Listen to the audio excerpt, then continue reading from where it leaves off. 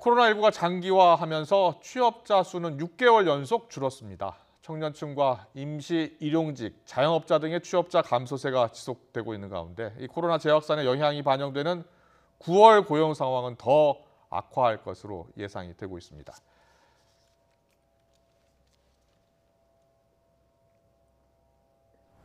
코로나19가 장기화하면서 모임과 외출이 줄고 관광객이 급감하면서 서비스업 일자리는 직격탄을 맞고 있습니다. 대면 의존도가 높은 숙박 음식점업과 도소매업, 교육 서비스업은 지난달에도 취업자가 크게 줄었습니다.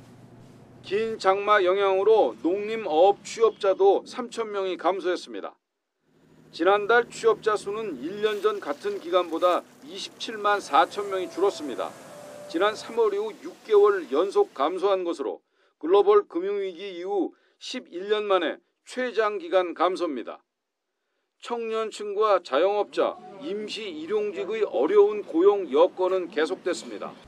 청년층 취업자는 지난 4월 24만 명 줄어든 이후 감소세가 이어지고 있고 30, 40대도 여전히 큰 폭으로 줄고 있습니다.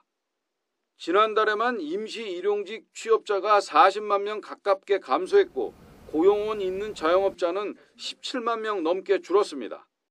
청년층들은 주로 이제 대면 의존도가 높은 서비스업 중심으로 취업을 많이 하고 있고 또 지위는 임시직 등에 있는데 이 부분들이 아시겠지만 코로나19로 많은 이제 감소 영향을 갖고 있습니다. 코로나19 재확산 영향이 반영되는 9월 고용 상황은 더 악화할 것으로 예상됩니다. 통계청은 조사 시점 때문에 지난달 고용 통계에는 코로나19 재확산과 수도권 거리두기 단계 격상이 반영되지 않았다고 밝혔습니다. 홍남기 경제부총리는 다음 달 발표될 고용 동향에는 강화된 사회적 거리두기 영향이 상당 부분 반영될 것으로 예상된다며 자영업자와 청년층 등의 어려운 고용 여건이 지속하는 가운데 발생한 추가 충격의 여파를 생각하면 벌써부터 마음이 무겁다고 말했습니다.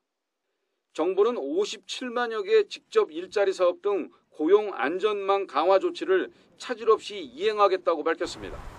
YTN 오인성입니다.